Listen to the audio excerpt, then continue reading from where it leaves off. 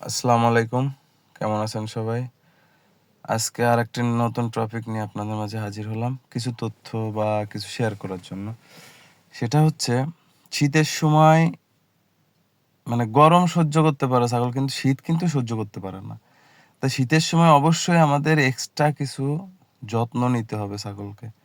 যেমন কিছু যত্ন নিতে হবে খাবারের মাধ্যমে, আবার কিছু নিতে হবে যে ঘরে যেখানে ছাগল রাখবেন সেখানে রাখার ওইখানটাও কিছু ব্যবস্থা নিতে হবে।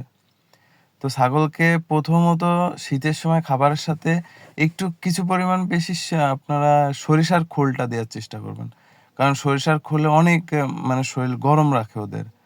তো সরিষার খোল খাওয়াইলে আ ছাগল বা গরুকে যাকেই খাওয়ান ওদের শরীরটা গরম থাকে, ঠান্ডায় অতটা প্রভাব ফেলতে পারে না।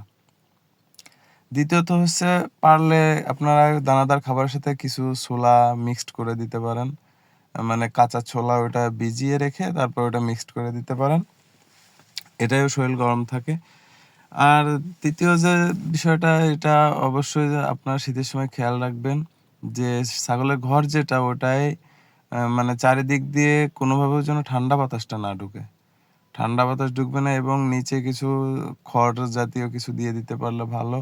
না হলে চট বা ছালা টাইপের কিছু দিয়ে দিতে পারলে আরো বেটার হয়।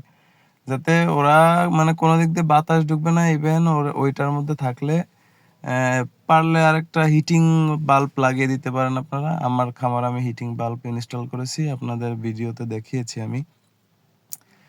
তো এটা করলে আ আশা করি ছাগলের ঠান্ডা লাগবে না। আর অবশ্যই আসরের আ পরেই ছাগলকে খাবার বা আসরের দিকে খাওয়ার শেষেই ছাগলকে ঘরে উঠিয়ে দিবেন এবং আ সকালবেলা সকালবেলা রোদ ওঠা পর্যন্ত প্রয়োজনে ও ওরা টের পা মানে ডাকাডাকি করবে না। আপনার ঠান্ডা কেটে যাবে, রোদ উঠবে তারপরে ছাগলকে বের করবেন। মেইন ছাগলের শত্রুটা হচ্ছে ঠান্ডা বাতাসটা। এই ঠান্ডা বাতাসটা ওদের নাকে ঢুকলে তাহলে আ ঠান্ডা লেগে যাবে ওদের।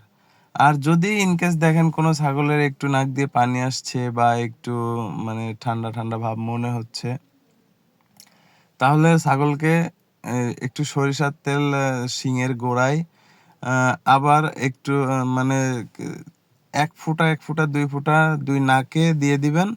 দেখবেন ছাগল মাশাআল্লাহ সুস্থ হয়ে যাবে। ওর আর কোনো ঠান্ডার প্রবলেম থাকবে না। আমার ছাগলকে এই ট্রিটমেন্ট গুলাই করাই বা এইভাবে আমি দেখে শুনে রাখি। দেখেন আমার ছাগলগুলো মাশাআল্লাহ অনেক সুস্থ আছে আপনাদের দোয়ায়। তো যতটুক জানি বা আ জানবো আপনাদের সাথে শেয়ার করার চেষ্টা করি। আপনারা কোনো কিছু জানার থাকলে কমেন্ট করতে পারেন এবং যোগাযোগ করতে পারেন। তো ভিডিওটি ভালো লাগলে অবশ্যই চ্যানেলটি সাবস্ক্রাইব করে লাইক করে পাশে থাকবেন। সবার সুস্থতা কামনা করি। আমার জন্য দোয়া করবেন। আল্লাহ হাফেজ।